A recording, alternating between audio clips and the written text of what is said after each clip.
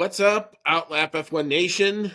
We've now completed race number 1, and we're going to talk about it. This is season 6. This is episode number 4 of the Outlap F1 podcast. It's the 2024 Bahrain race review. You've got Andy, and I'm along with Mr. Cody today, actually. I apologize if it kind of looks like I'm broadcasting from heaven. I haven't exactly died, but it's just how the camera picks up the daylight, which we're not exactly used to doing. So, Cody, it's good to see you again, my friend. How do you enjoy the race, and how you doing? I'm doing well. I thought the race was all right. Definitely not the most exciting way to kick off Formula One season, I guess. We'll get into that it was more of the same, really. But yeah, I agree with you. It's a little weird doing this in the daylight. I was like, had my big curtains here closed, and I was like, man, it's really dark in here. I wonder how I can, I got to turn on all the lights. I'm like, wait a minute, there's light, real light. So yeah, it's a little strange, but it's good. Yeah, and we're going to get into all of the fun little bits of the Bahrain Grand Prix, the good, the bad, and some of the ugly, as it turned out, especially off the track. But if you found our show, welcome. You can still find us, as always, on Twitter, Instagram, Discord, Reddit, and, of course, YouTube. At Outlap F1 Podcast is the handle there. Quick little service announcement. We had some issues with our Bahrain race preview getting to Apple Podcasts. So what we've had to do is we've had to kind of go around it. And we've created a new Apple Podcast thread. It's in our link tree. It's on now all of our social media. Everything is updated. So all you got to do, it's actually really simple. You just click the Apple Podcast link. It'll take you to where all the new episodes are, and just follow that thread. Once you get that, then you're all set up on your Apple Podcast app like you were before. I'm trying to get the old feed restored. I don't know how successful I'm going to be at that. If I can, great. If not, we're going to have to go with this new one kind of moving forward. It's just kind of the internet being kind of weird on me a little bit. So apologies for a little bit of the inconvenience, but we appreciate everybody who wants to follow our new thread and continue to follow the show. You can email the show, as always, chatnow@outlapf1.com. Still working on the website. Got to work on that. www.outlapf1.com will be back up as soon as I can get that resolved as well. Outlap F1 Nation, you continue to step up. You are awesome folks. Thank you so much to Dean Warwick, Yuri Dolchester, Paul Weaver, Quentin Warden, Kevin Kelly, Regan Stanzik, Timothy Brown, and of course, Jonathan Scott. If you'd like to become a member of what we call the hashtag Outlap F1 Nation, you can see our anchor page for support. $5 all goes into making the show better, helps us fix the little tech problems here and there that come about. So we appreciate any support you'd like to give us. You can see like I said, link in the show notes. We'll make sure that it's there. And you can also use the good folks at Manscaped. If you want to check out their line of products, you can use our code OUTLAP. It still works. 20% off and free shipping with the code OUTLAP. That's OUTLAP, all one word. All right. So we had a race this morning, if you want to call it that. I guess we'll start with our headlines of the day. Cody, I'll let you go first. What you got? So we're going to start off the exact same way that we left off the last season.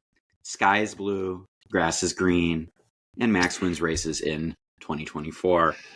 It looks like it's going to be more of the same. And I know a lot of people, myself included, are getting sick of the song and dance. I really like Max, big Red Bull fan, but it's getting a little boring. And the only way it's going to be entertaining to me now is if he wins all 24 races. And to get to that point would be a lot of pain. Yeah, I mean, my headline is pretty much in line with yours. Mine is new stuff, same as the old stuff. Can't say it for anywhere else as yet because we've really only been to one track with this year's cars. But Red Bull Racing is absolutely untouchable around the secure circuit. I have no doubt about that after the display we saw today. Wow. All right, so we will go back and we'll talk about the qualifying. Qualifying was actually really interesting. I thought we were going to actually maybe have a really interesting thing brewing with all the qualifying, but I will recap it for you now if I can get the thing to play. Maybe. Hey, look at that. All right, So going out in P20, the Alpines, and we'll have to talk about the pain of the Alpine weekend. That was Pierre Gasly. P19, the other Alpine, Esteban Ocon. Wow. P18 was Logan Sargent. P17 was Zhao Guanyu. P16 was Valtteri Bottas. P15 was Kevin Magnussen in the Haas. Actually, I would say that's better form for them. P14 was Daniel Ricciardo. P13, Alex Albon. P12 was Lance Stroll. P11, Yuki Tsunoda. P10, probably the overall star of qualifying, if you really ask me, Nico Hulkenberg and the other Haas, making Q3. P9 was Lewis Hamilton. P8, Oscar Piastri. In the McLaren, the other McLaren checks in P7. That was Lando Norris. P6 was Fernando Alonso. P5 was Sergio Perez. P4 was George Russell. P4 was Carlos Sainz. P3 was George Russell, P2 was Charles Leclerc. And in P1, with a lap time of 1:29.179, Thanos, the inevitable, Max Verstappen.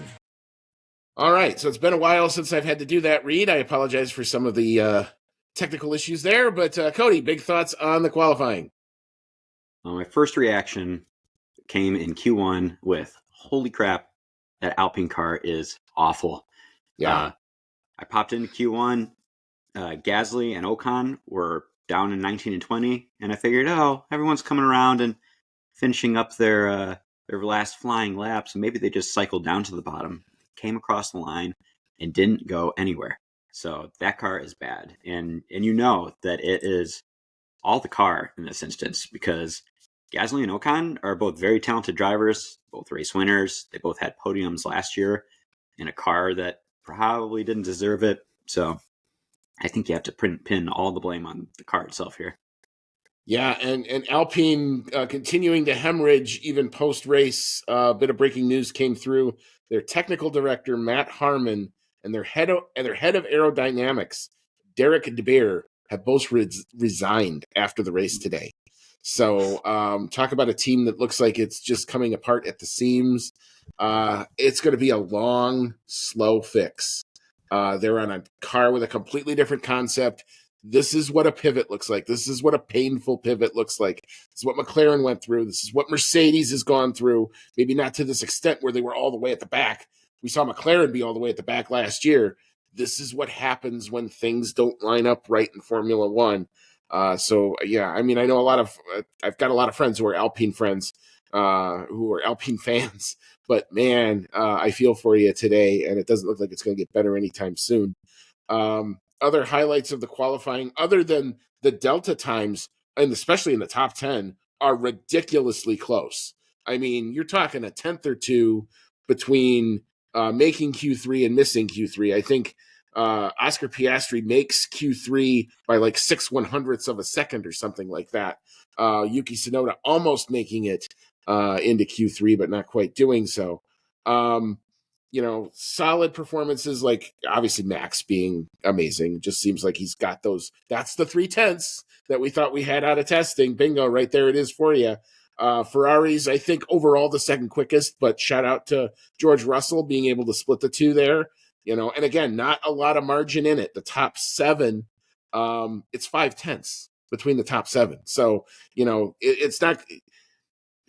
So there's not a whole lot of margin that you have to necessarily gain to really fly up the order or fall down the order. So at least that was what we had here. Now, what I would also say is this is also a very specific track. It has very specific characteristics that you're not necessarily going to see in other places. So it's great we had a tight qualifying. We'll have to see if that translates further into races down the line or into potential race pace in other places as well. Yeah. Ferrari did. Oh, yeah, go ahead. The Ferrari did look pretty quick, though. A lot of people have been pointing out that Charles Leclerc's Q2 time was actually faster than Max's eventual pole time. So they've got the 1-lap pace still. As we'll get into in here with the race, they still got some other issues to sort out with the race pace, but at least they still have that going for them. One last. Or go ahead. Okay. No, go ahead. One last shout out to Nico Hulkenberg for surprising everyone who didn't think the Haas was going to do anything out of the gate here, managing to squeak through into Q3 qualifying 10th. It was a great performance, very impressive. In fact, both Haas's ended up qualifying fairly well, which was a breath of fresh air. Everyone thought that they were going to be right where they were at the end of last year, which was absolutely nowhere. And it's good to see that they're at least still putting in the effort and still trying to fight the good fight. Yeah, definitely. I mean, it looks like they've kind of come off of the off-season drama, and they have a plan, and they've hit that plan. So yeah, good for them. All right, so we will now transition into the race on Saturday. Excuse me, one sec.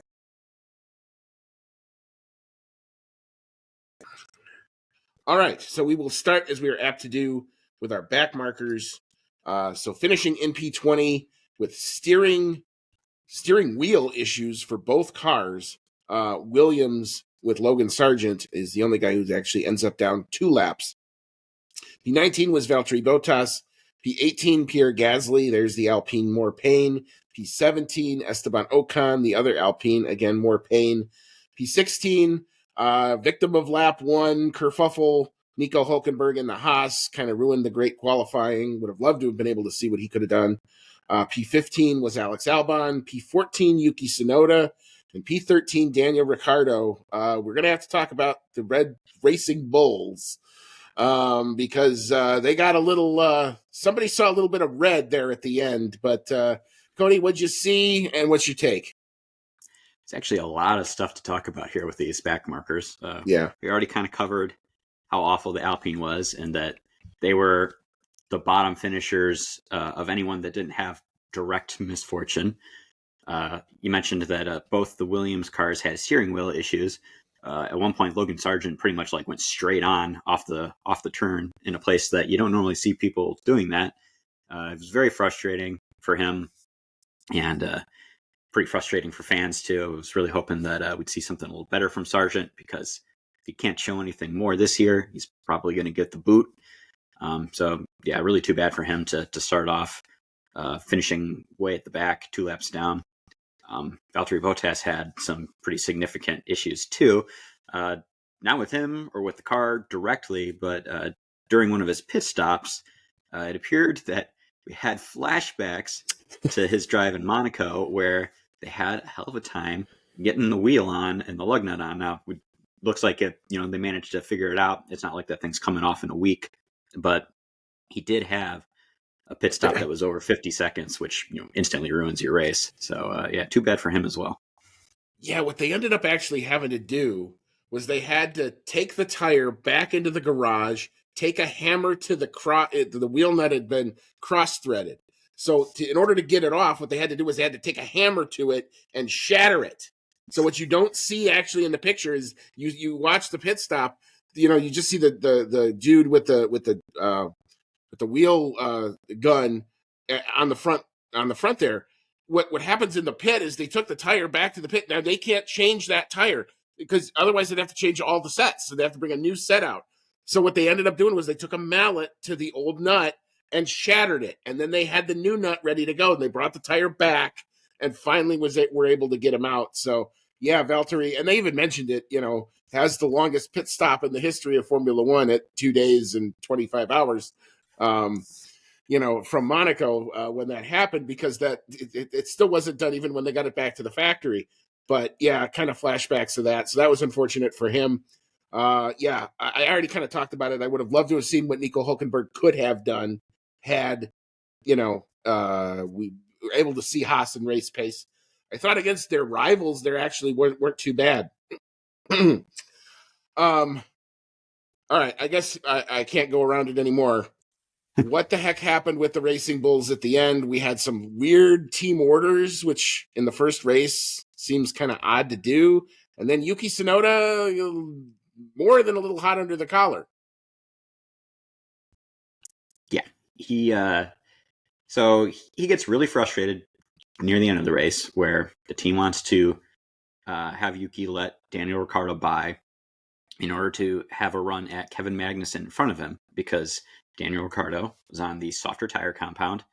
I believe they were fresher as well, so they wanted him to give a shot. At that time, Sonoda was already trying to, make a move on Magnussen. He's in the DRS. Seemed like he was kind of hanging out, trying to set up for a pass, and so Sonoda gets really frustrated with the team order. It goes around another lap trying to chase down Magnussen before finally letting Ricciardo through. Ricciardo's not able to get by Magnussen either. Sonoda is just lighting up a storm on the radio, complaining that Ricciardo's going too slow. Yeah, thanks guys for these team orders. This is fantastic. Super sarcastic stuff. And then the icing on the cake is after the race has been completed, for some reason, maybe he's trying to vent his frustration. Maybe he's not paying attention. But like you said, case of Yuki seeing red, he flies by Ricciardo, then locks up and leaves a big trail of smoke in front of Ricciardo. And then once he gets the car back under grips, speeds back by Ricciardo again. It looked like a road rage incident, if we're being honest. Ricciardo seemed to kind of just take it in stride and goes, "What the fuck?" And called Yuki a helmet, which is an interesting choice of diss. Not really sure what it means, but it was really immature behavior from Tsunoda, who's now in his 4th season of Formula One. You'd expect him to have a little bit of a better grip on his temper by now. Yeah, for a brand new team principal and Lauren Menkes, which is a guy that I kind of like. Now we get to find out how his crisis management works because guess what? Now he has one. One, I don't understand why you're doing team orders for P12. There's no points on offer there. Like, I got it. Like, in the moment, I could understand it because Danny Rick was on a much newer set of tires. If Yuki gets out of his way, maybe he can, work through the field. He wasn't going to score points, from where they were, but okay, fine. But why Yuki got so angry and so mad about that is really a revert in form back to when he first came up. We hadn't seen, like, the whole bit of progress was we're trying to find a way to calm this guy down so that, he can focus on his job and here and there. This is a complete reversal back to form. Like, you are one way and then you are who you are under stress. And here, apparently, Yuki Tsunoda just saw red for about 30 to 40 seconds there. And he almost did something ridiculously dangerous. I mean, you could see it from Danny Rick's onboard in the post race on the cooldown lap. He gets really close. He almost turned his car into a weapon on the racetrack. And that is the type of stuff. I mean, had anything happened there, that's an instant race ban, for maybe multiple races. You cannot do that. You got to wonder if he's going to get a penalty anyway. He very well might, and he probably should. Just even the potential to do something like that. It's a cooldown lap. There's no reason to be doing that to try to send a message. And number two, why are you mad at Daniel Ricciardo? It was your team that had the order. I would understand if you wanted to light the team up on the radio even coming back, but drive the car back, put it in park from A, get out and deal with it behind a closed door. You don't do it there. Yeah, just not a good look. I like Yuki a lot. I think there's a lot of talent there, but this was a knock in the wrong direction. Absolutely, for sure. Yeah. All right, so we will move into the midfield, and the midfield saw in P12, the coveted P12, that was Kevin Magnussen. P11 was Zhao Guanyu. P10 was Lance Stroll. P9, Fernando Alonso. P8 was Oscar Piastri. P7 was Lewis Hamilton. Gonna talk about his day a little bit. P6 was Lando Norris. P5, George Russell. And in P4, falling down a bit in race pace, Charles Leclerc in the Ferrari. So, Cody, big thoughts in the midfield. I would say that I was impressed with George Russell's performance throughout the race. He put on some good moves right at the start to take P2, which he held on to for a little while. And as the race went on, the Ferraris were showing decent pace, and they ended up getting back by him anyway. But best finisher next to Red Bulls and Ferraris, which looked to be outright the two best cars. Really good performance from him, and finished a couple places in front of Lewis Hamilton. Now that we know Lewis is going to be leaving the team, George Russell is going to be taking that driver number one, team leader type of role. It's good to see a strong performance out of him, especially considering last year was, kind of eh. Yeah, I mean, I thought George had. I kind of would go with you, and I would say very strong early. He looked like they had both Mercedes cars looked like they had some sort of issues. Lewis Hamilton complained that his seat had broken. George Yeah. Russell was complaining about engine overheating, even though it was a pretty cool night. So that was maybe something. It looked like a lot of Mercedes powered cars had some engine issues with Williams. And I didn't see anything on the McLaren side, but I know the Mercedes worst team was definitely both drivers were complaining of that. It looks like they definitely have a good early stint pace. Both Mercedes cars did, but I think there's chewing up, and this may be a product of just Bahrain, just the surface. But it looked like they were kind of chewing through their tires a little bit quicker than they would have necessarily liked. I think Toto Wolff said in the post race that they had made a setup change that they wish they could have almost gone back to, right before qualifying. Go back to what they had in the practices.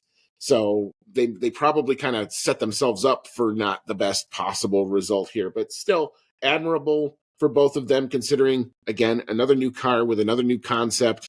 Didn't necessarily lead to all of the big hype that we kind of saw, especially after Friday when they were like 1 and 2 in free practice 2, and thinking, well, maybe they're back and they're up here, but not necessarily to be. As for my boys from McLaren, solid day. Solid day. I will take this, considering this is the track that they normally don't do very well at. They hadn't scored a point here in like 3 years. They get both cars in the points, so that was definitely good.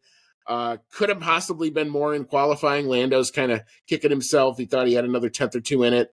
Looked like he dropped a couple of 2/10 in the first sector on his last flying lap, and if he doesn't drop those 2/10, he's maybe up through 2 or 3, maybe 4 places. So, definitely good things coming. I want to see what that car does in other places. And we know that there's upgrades coming. I think, according to Ted Kravitz, they thought by Miami, they expect to have the real set of like what they wanted to have for race 1 on the car. So lots of good things to come for them. So I'm still excited about what the potential is, but it's going to be a fight. There's definitely that blob of Aston, McLaren, and Mercedes are definitely kind of going to swap, I think, back and forth, especially in these early rounds. Okay, and big thoughts on Ferrari. Still struggling a little bit with race pace. Definitely have the 1 lap pace. Again, I think their result, I would say, is still pretty solid. I loved what Carlos Sainz was doing with that car. He definitely went out to go prove a point, and I think job done. I would say there. For Leclerc, struggled with brake balance throughout most of the day. So that was, when you don't have confidence in the brakes on a track that is all straightaways and heavy braking zones, that's going to be really tough ask to do. So I can understand, but he still comes home P4. Solid points for Ferrari on the day. All right.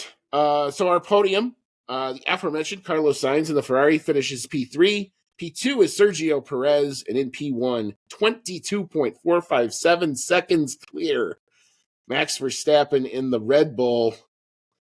Yowza. Besides Max just doing Max things, thoughts on the podium finishers?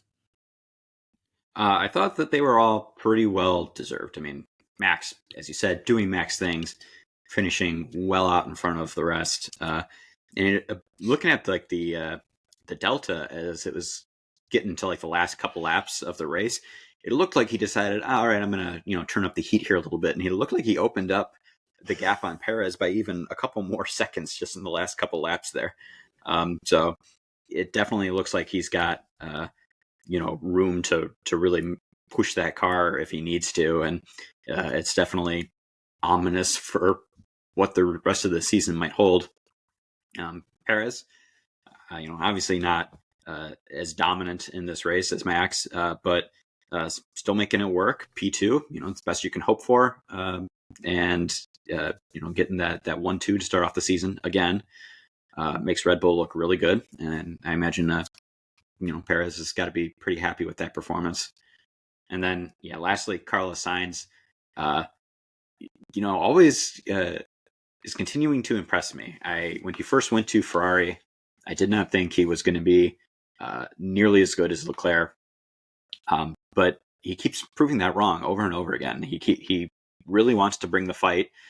He's gotten a couple wins there with Ferrari.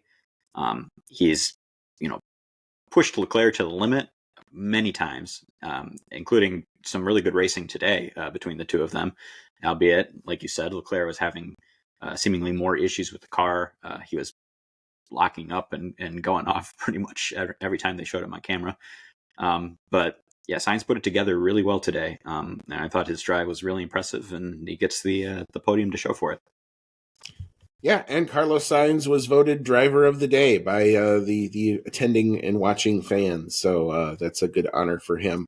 But I mean, you look at Max, and my gosh, the things that made him be Thanos last year have only seemed to have gotten better.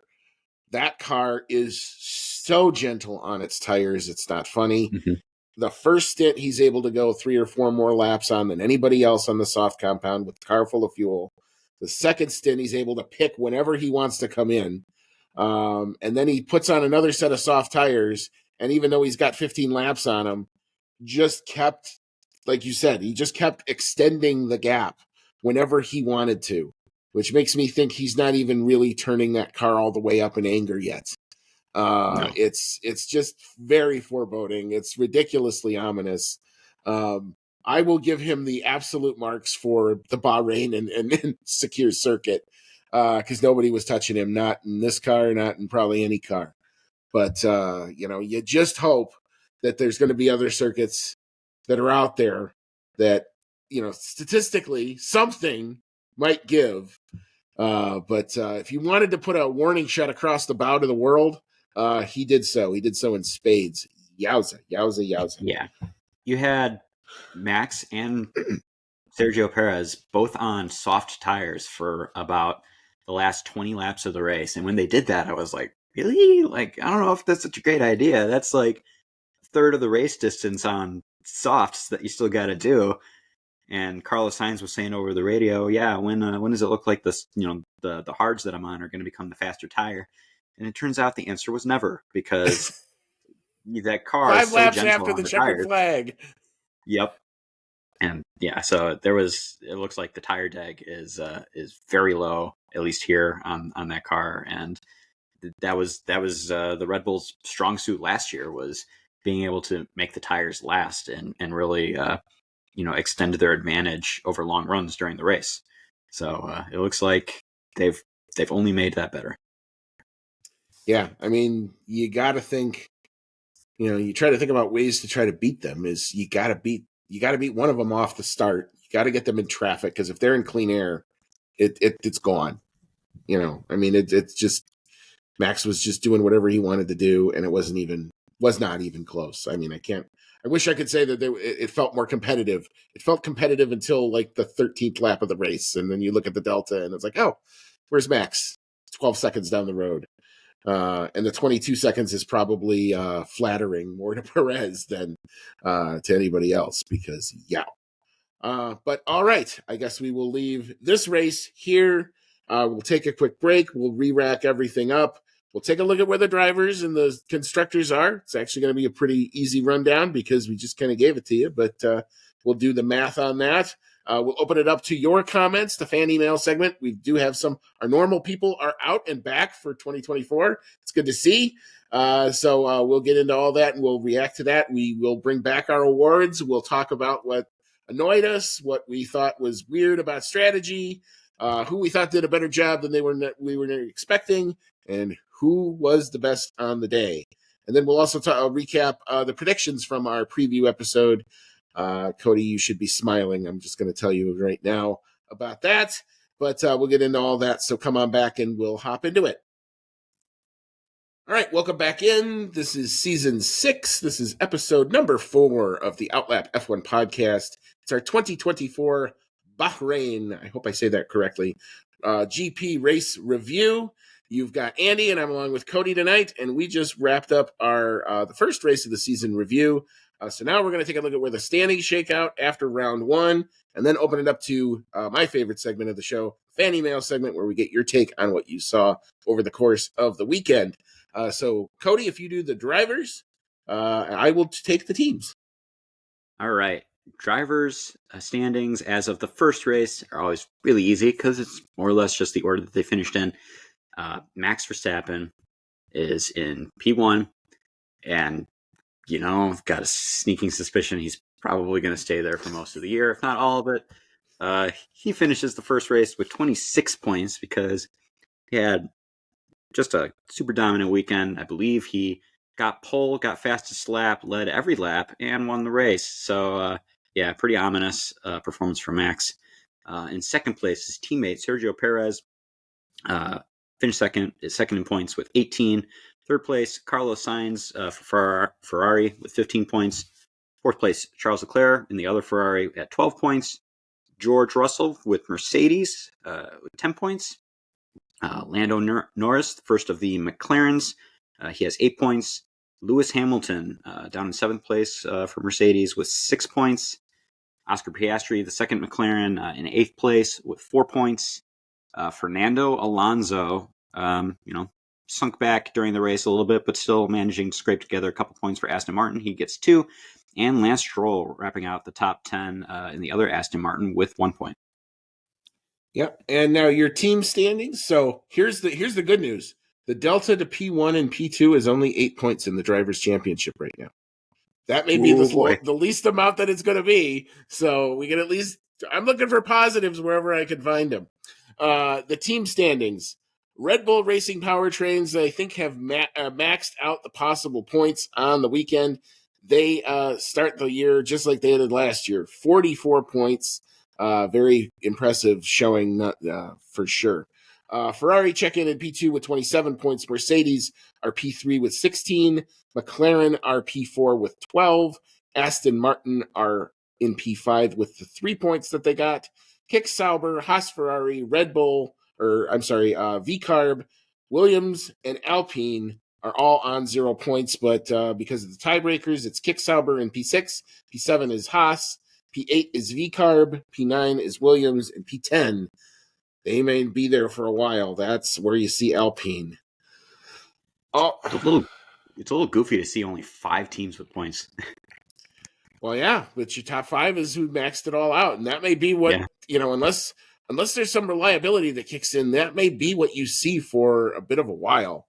But again, I come back to Bahrain is one specific type of track. It's where they all went to go test. I didn't think you were going to see anything that you weren't expecting out of that just because there was so much running.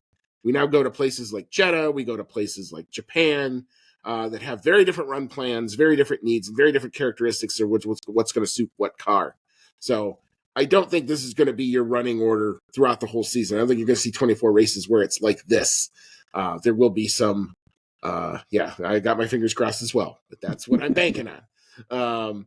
All right. So we will now turn it over to your takes on what you saw this weekend. It's the fan email segment.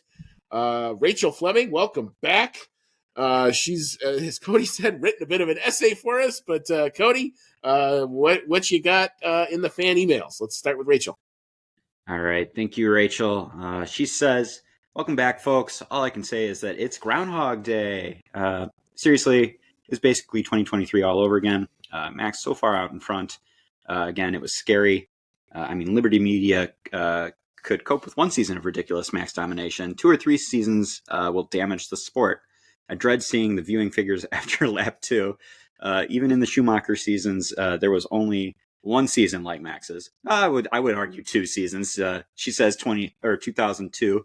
I would argue 2004 fits the bill as well, and maybe 2001, but less extreme.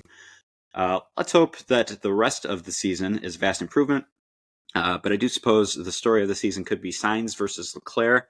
Will Sainz listen to any team orders? Another story could be what on earth happened to Alpine. McLaren were badly off the pace in last year's race. Finally, what a race on a Saturday. Finally, why a race on a Saturday? I'm an old traditionalist. practice 1 and 2 on a Friday, barring Monaco, which is Thursday. Practice 3 and quali on Saturday, and then the race on Sunday. But let's finish with positives. Good race from Joe, and the podcast is back. Yes, it is, and thanks. I'm very happy to hear that you're excited that it's back. I agree with you on most of the points. I actually kind of liked having the race on Saturday because it makes it really easy to do the podcast here with Andy and not have the pressure on because I don't have anywhere to be tomorrow. I don't have to be at work. I don't have to be up early. So it's actually kind of nice. Nice little change of pace, in my opinion. I do think that Sainz versus Leclerc is going to be a good story. I think that Sainz, knowing that he's on his way out, is going to probably be a little less apt to listen to things like team orders, which I think will make things kind of exciting. I gotta imagine he's going to try to perform to his best no matter what. But I think he has a little extra incentive now because he wants to show Ferrari, I think you're making a mistake by letting me leave. And yeah, I wouldn't be surprised if it comes right down to the end of the year between the two of them. Yeah, I mean, the dynamic between Sainz and Leclerc is one that I have kind of zeroed in on, and it was kind of interesting that we got to see the two of them race today. Now, granted, we knew Leclerc was having some mechanical issues with his brake bias and stuff like that, so we didn't really see, I don't think we saw like what the result of that is going to be over the course of the year. It's going to be tracks where Leclerc will definitely be more dominant, and the car will be working much better for him. But it was great to see Carlos Sainz come out and be punchy and fighting, and that's what he's going to have to do. He's got to show any potential suitors that are out there, hey, I'm a viable candidate. Toto Wolff, find my number. I'm available. And he said he's willing to talk to any the 10 teams up and down the grid. So this guy is definitely not done. I know how hard the guy works. I've seen him when he was with McLaren, how much of a worker he really was. So I'm on board with Carlos Sainz. I want to see him do well. I want to see him end up in a great spot. I think that Mercedes seat would be the most logical for him to go to, but that doesn't necessarily mean that that's where he's going to end up. I've said before, I also think the next logical one would be the Sauber team when they rebrand over to Audi because of the connection that Sainz has with Andreas Seidel. So those are my two thoughts there. I can explain the why we're racing on a Saturday, and that is due to the Ramadan holiday, which is set to start next Sunday. So you have a couple of different regulations that are going on. You cannot have back-to-back races less than 7 days apart. So because in Saudi Arabia, they observe Ramadan, they are not going to be able to run a race on a Sunday. That race has to be on Saturday. The only other way to have this race slot in would be to have this race on a Saturday as well. So it's this schedule for the first two, and then you're back to your traditional Friday practices, Saturday quali, Sunday race.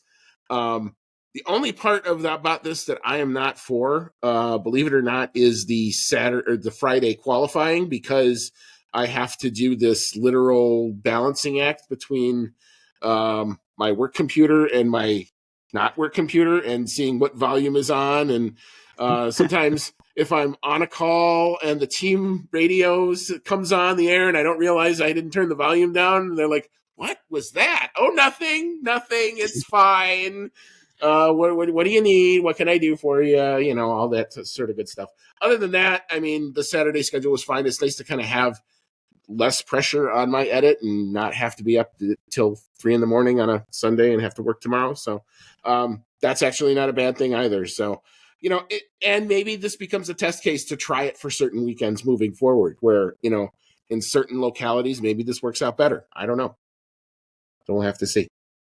But thanks, Rachel. Again, I appreciate the quick timing. You guys were on it before the race even ended, which is great to see. So we appreciate the feedback there. So Cody, one of our other regulars, the Formula, has chimed in. What does he have to say? The Formula says, well, they can't all be bangers. On to the next. We seem to be well past the reliability issues the teams have experienced over the past couple of years. That is a good thing, but it does make the results a bit more predictable now.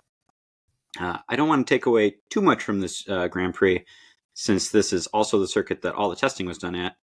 Oh, I see what you're saying there. Yeah, I don't want to take away too much from it because that's where all the testing was done at. Maybe this is the new Barcelona that said it looks to be an extension, or that said it looks to be an extension of 2023 in terms of pecking order at the moment. I was hoping for more from McLaren, but they're still starting stronger than they did last year. Yes, McLaren definitely in a much better spot than they were 1 year ago. Yeah, they're not looking as strong right now as they did at the end of the year in 2023. But that said, like Andy mentioned earlier, McLaren has some upgrades that are not too far away, probably by Japan or Miami. And if they're anything like they were, partway through the year last year, that could really move them up the order. They're going to be up against everyone else that's upgrading, but they seem to do pretty well with that. I am hoping that next year, and it seems like it might be the case. I'm hoping the next year McLaren might actually have their intended car ready for the start of the season, so we're not waiting 4, 5, 6 races in to see really what they're going to be able to do. But yeah, they're not doing too bad at the moment. Definitely not the most exciting race. We kind of knew where it was going to end up after the first 10 laps when Max was already kind of taken off down the road.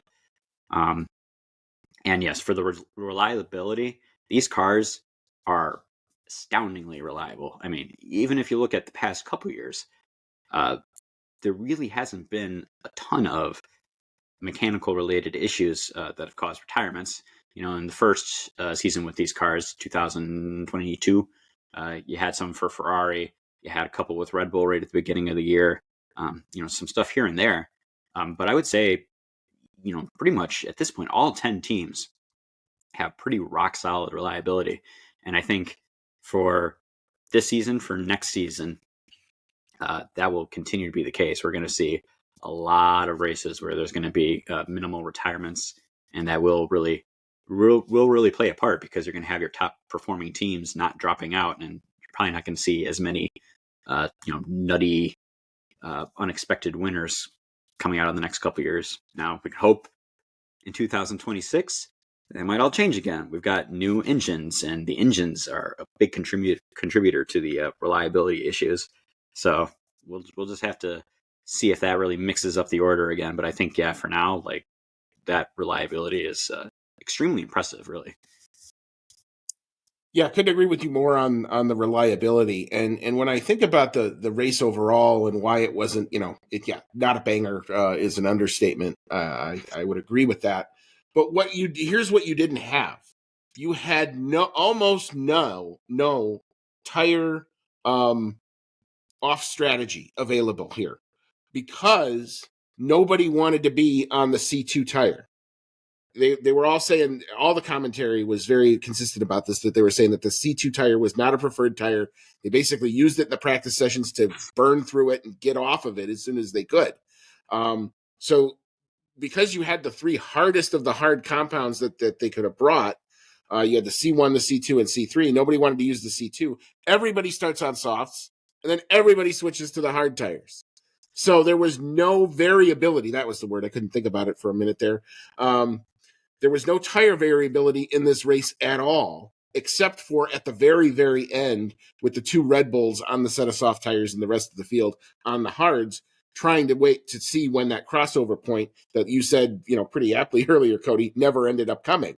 So when you have that, it's really hard, especially with in Formula One, to see a lot of fighting for position. You had a lot of, here one car would get closer by a tenth, and then it would lose a tenth. This lap, 3/10 would come in this next sector, they'd lose 2/10. So it was very, very tough to get inroads. And I still do think we have the endemic problem of when you get to within, it's not the 3-second barrier like it was in the old formula, but with these cars, I think it's when you get to within 2 seconds, you do hit a wall of air that you have to punch through.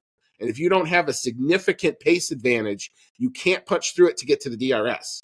And that's kind of what I saw here today, which is what I saw, which I think explains why you didn't see a lot of necessarily changing of positions once they kind of all settled out. In terms of McLaren personally, yeah, I mean, I can see the angle of wanting to see more, of not wanting to have any more patience and saying, God dang it, why can't you get this right in the first couple races? I share that frustration in a lot of ways, but I also understand where they've come from and where they are now. Um, I'm willing to give them one more kind of year to get this right. Next year, my expectations are that if they don't hit the ground running, I'm going to get angry. And somebody out of them, there should be heads of rolling again because what they've planned for isn't working. But I do think they're going to start off, and if this is the slow part, what's coming is going to be that much greater and that much better. And I'm really interested to see how they go next week, because I think even Lando said it in his post race. We were good there with a bad car. They had some bad luck in the first couple laps of that race where Piastri's front wing goes up and actually clips Lando's front wing, and Oscar Piastri took his teammate out without taking his teammate out. But beyond that, the pace in that and on that track in Jeddah will suit them a lot better. It's a lot more high, fast, flowy corners. That's what the McLaren car loves. This package will work a lot better there. I'm expecting them to be kind of where Mercedes were here. Yeah, it'll be exciting. I will be excited to see it because I am a long time Red Bull fan. But I would say you have made me into a McLaren fan as well. So I do find myself rooting for them pretty much every race. Glad I can help. Our next fan email comes from Dave Doherty. And he says, how do we feel about the top 5 teams that are in the mix this year? Do you think this is only the beginning of the season? I'm guessing asking if it's these top 5 because it's only the beginning of the season. I really think that this is going to be your top 5 that you're going to see throughout the entire season. It does seem to be now that Aston Martin has made significant gains that started last year, that while they are not as strong in terms of performance as they were a year ago, they are still pretty good. They got 9th and 10th position. We saw that Fernando Alonso, we didn't really mention it earlier, but he qualified very well. So that car is doing well on 1 lap pace and is good enough to wrap up at least those last couple points positions. So and it does seem like there's a pretty significant gap between those top 5 and the rest now. Your midfield is almost kind of shrinking in a way because you're having some of those teams that we generally associated with the midfield, for many years, like Racing Points / Aston Martin, McLaren, even they're making big gains and they're getting ever closer to each other, to top teams like Ferrari, Mercedes, even Red Bull. And so part of your midfield is kind of joining the front runners now, and part of your midfield, like Alpine, has sunk back to be part of the back markers. So I think at least this year, it's going to be less about a couple front runners, a couple back markers, and a big midfield, and it's going to be Red Bull, the rest of the front runners, and then everyone else. And so I do really think that because of that, there's going to be very, very few opportunities for those other 5 teams to score points, because more often than not, barring something kooky happening or the characteristics of a particular track, you're probably going to see those same 5 teams wrapping up most of those points positions. So like you were saying earlier, we really could see for a lot of the season those other 5 teams with very low point tallies. Yeah, I think we kind of got spoiled last year where we had all 10 teams scoring points and all 10 teams actually managing to score double-digit points. I would be hard-pressed to say that that's going to happen again this season. I think what you're going to see is you're going to see those top 5 be dominant in different places. There will be tracks where McLaren are the second fastest. There will be tracks where Mercedes will be closer to the second fastest. Ferrari will be closer to the second fastest. Probably in general, to start the season, I would say that's where they are. But again, you go to different places, different characteristics, what's going to suit, who executes that little bit better in qualifying. If the qualifying is this tight, it could be any one of 5 teams. And that could get some variability in at least the starting grid, because, and I'll say it again, because you tested here, I don't think there was anything anybody didn't know about this track after especially 3 good days of testing and then a week to get ready for the race. There was nothing about this track that was surprising. If there was, somebody wasn't doing their job. Let's put it that way. So I'm interested to see kind of how this goes, but I do think you have a clear top 5 and then the rest. And it's going to be a question of if you're one of those in the rest, what has to happen for them to score? Well, obviously, there needs to be either a reliability issue with somebody in the top 5 or a lack of execution with somebody in the top 5. But I don't think anybody in that bottom 5 right now has it on pure pace. Maybe V-carb over 1 lap can get close, but if their race pace is indicative, as we saw here, that's going to be a tough ask.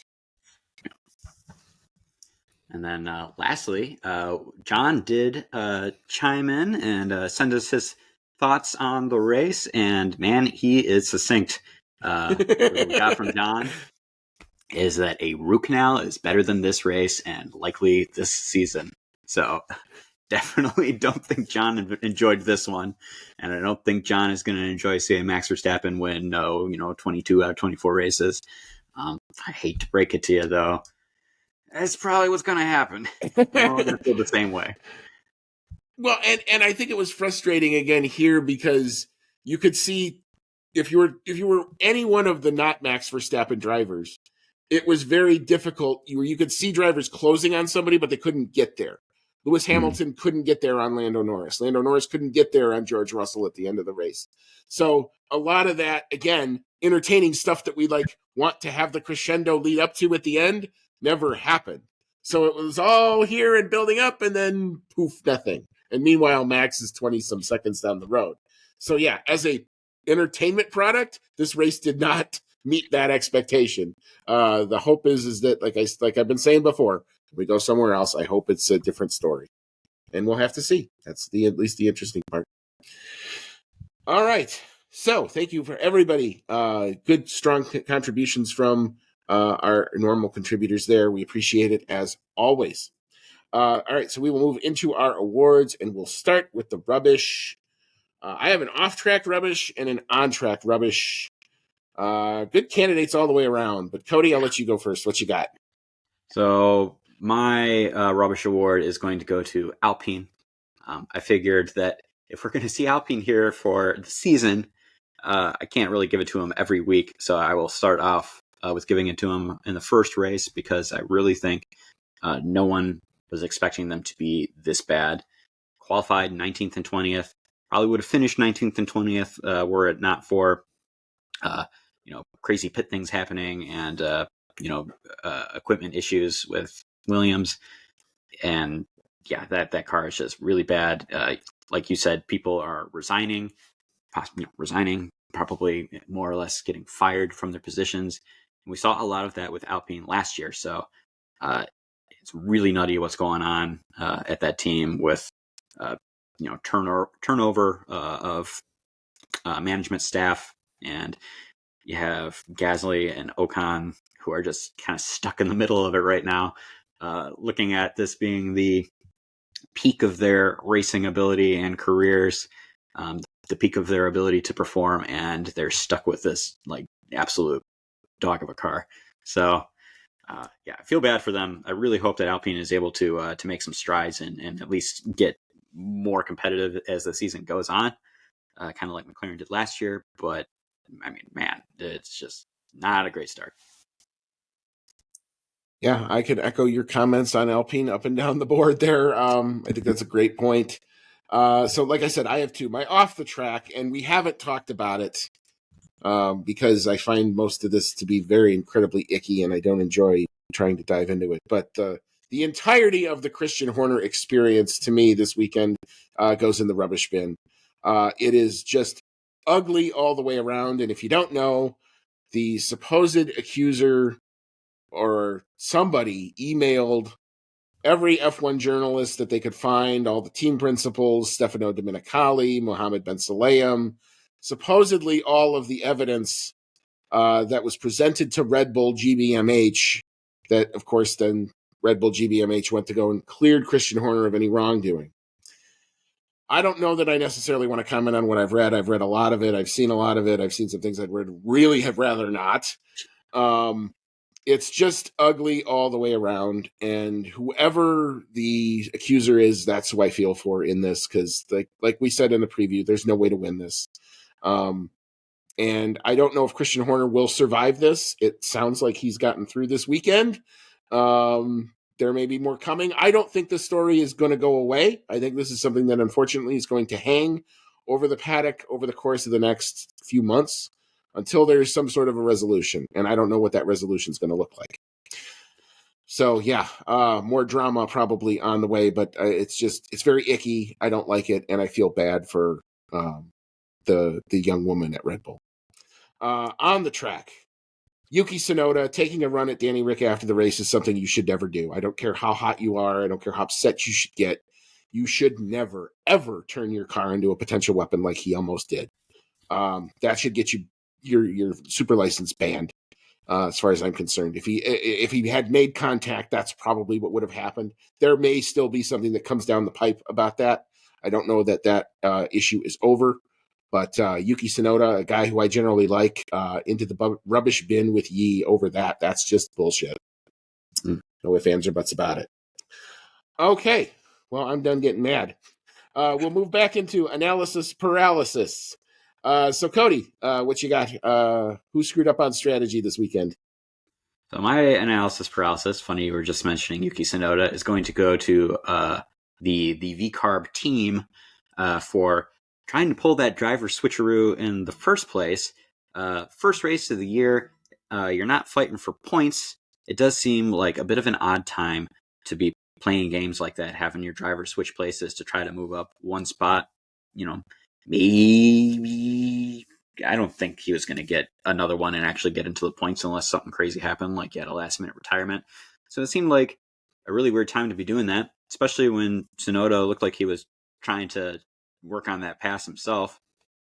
And, all you did was really piss off one of your drivers. And, what he did after that is, his business and his mistake. But it pissed off Yuki Tsunoda, who then went ahead and pissed off Daniel Ricciardo. And you never got any points out of it anyway. So now nobody's happy. I think they really should have just left it alone for this first race, because the gains, if there were going to be any, were going to be minimal. And it looks like it, from the way everyone has reacted, it wasn't worth it. Yeah. I think that is a perfectly legit candidate. Mine is a little bit in a different direction. Can somebody please explain Fernando Alonso's overall race strategy to me, because I didn't get it. It seemed like the pit stops were just at kind of odd times, especially the second one. For a while, it looked like they were going to try to hang him out on a one stop, which I thought was ridiculously bad, especially considering where they were. And then it looked like they pivoted to a two stop, and they put him on a nice set of faster tires, but he's 25 seconds in arrears of Oscar Piastri and no chance of ever potentially bridging that gap, given the fact there were only 10 laps left. So, I don't know exactly what happened. I didn't get a chance to hear his radio. I would have loved to go back and actually try to figure out what happened there. But it didn't make any sense to me. So that's my candidate for analysis paralysis. All right, so dark horse on the day. Who punched above their weight? Cody, I'll let you go first again. What you got? I'm going to go with Zhou Guanyu. We didn't really mention him during qualifying or a race position review, and I really think that's because he was a dark horse. He managed to finish 11th, just outside the points. I was not expecting that from Steak Sauber for this race. If it was going to be one of the two drivers, I probably would have expected Bottas to be more the candidate for doing that. But yeah, 11th place, just outside the points, had overall a pretty decent race. I've never been a super big Joe fan. Seems like a perfectly nice and capable driver. He doesn't have enough of those flashy performances yet to really, set him aside in my mind as a great driver. He is a good driver. But I guess you could say he's in a car where he doesn't really have the chance to show his stuff. But yeah, every once in a while you get something like this where he is the best of the rest. If we count those 5 teams as being a big lump up front. So yeah, my award's going to go to Joe Guanyu here. Yeah, my first comment when I looked at this was like, there was one here? Who are you going to pick? But I guess I'll do one for qualifying and one in the race. I'll give it to Nico Hulkenberg for the qualifying performance. He was, I think, the star of qualifying, taking a Haas car that nobody predicted much of anything from what they said, how they tested, and they came out and did a pretty good job. So I thought Haas...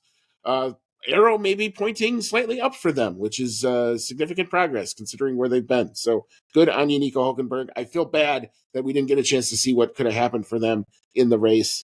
Maybe punch above their weight a little bit there. But for the race, I will agree with you. I don't know how we could have both Zhao Guanyu as a dark horse in that car with that livery, but despite the fact that it was bright neon green, we didn't see him coming. So bad joke there. But anyway, so yeah, I'll give it to Zhao for the race. I thought he did well, and maybe that's something to watch for in the Sauber team. All right, so driver of the day. I'll be shocked if we don't agree on this one.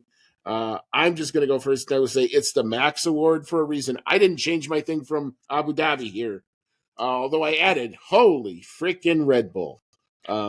Absolutely dominant. I don't know what else you say about it. They were the goods. That car could do anything it wanted on the secure circuit, and the drivers could have asked it to dance to a fiddle, and I think that car would have done so. It was that much hooked up, but amazing. At some point, we're going to not think of this as a bad thing. We're going to actually look back on this fondly. But today might not be that day. Yeah.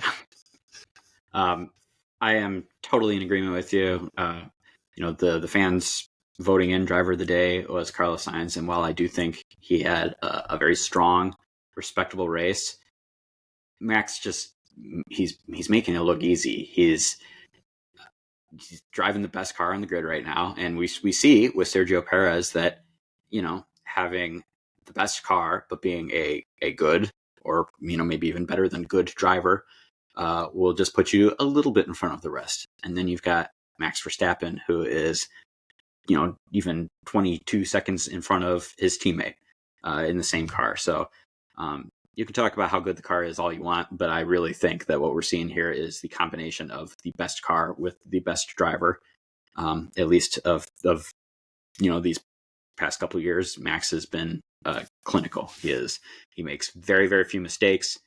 He manages to squeeze everything out of that car at just about every track, even when he's not 100% happy with how the car is set up. We saw throughout the weekend that, in testing, the car looked really great. They were really happy with it. During some of the practice sessions, he was complaining that the setup was garbage and that he really wasn't happy with where the car was at. And we all thought maybe there was just a little bit of hope. And then we get to qualifying in the race and we see that there was no hope at all. So yes, I'm going to say driver of the day goes to Max for finishing so far out in front. Yep. All right. So last thing before we head on out of here is to recap the predictions that we tried to make for the Bahrain Grand Prix. These are actually pretty good. I think we overall were really close, and even the ones we missed on were still really close. But Cody, you finished the weekend with 6 points. You got the pole sitter. You got the fastest quali time by 0.06 of a second, sir. Your delta was closer to it. So I tip my cap to you there. You got P1 on the podium for Max. You got P2 on the podium for Sergio with the Red Bull 1-2. You got the fastest driver in Max, and you scored the prop bet because there were no DNFs. However, you had one less than I did, so you win for that reason. I finished the weekend with 4 points. I got the pole sitter. I got P1 on the podium. I had the fastest driver for Max Verstappen. I had the fastest race lap time because Max actually put one on both of us and went about a half second quicker than both of us thought. However, your Pedro de la Rosa lap record still holds. It was a second and a half beyond that. So we will still be talking about the PDR race lap record next year when we do our preview for Bahrain. All right. So final thoughts. I guess my final thought on this is, here's the good news. The next track is completely different. Maybe we'll see some variability. We'll definitely see some different tires, different surface. Jeddah can be interesting. Jeddah can sometimes be fun, even if I don't necessarily like where in the world it's located. But that's a discussion for another time. But Cody, what's your final thought before we head on out? Pretty similar to yours. I am after being in Bahrain for testing and the race. I'm a little sick of this one. Ready to move on to somewhere else. And frankly, I'm actually a pretty big fan of the Bahrain race. I think we've seen some pretty entertaining races here over the years, and maybe it's not the best for passing, but it is a decent track. But yes, I'm looking forward to seeing something different. Jeddah is, as you described earlier, a very fast track, a lot of flowing turns. So a different type of race. And despite the fact we've only had a couple races here, they've tended to be pretty exciting. So I'm looking forward to this one. Looking forward to it being on a Saturday again, even if it's just for one more.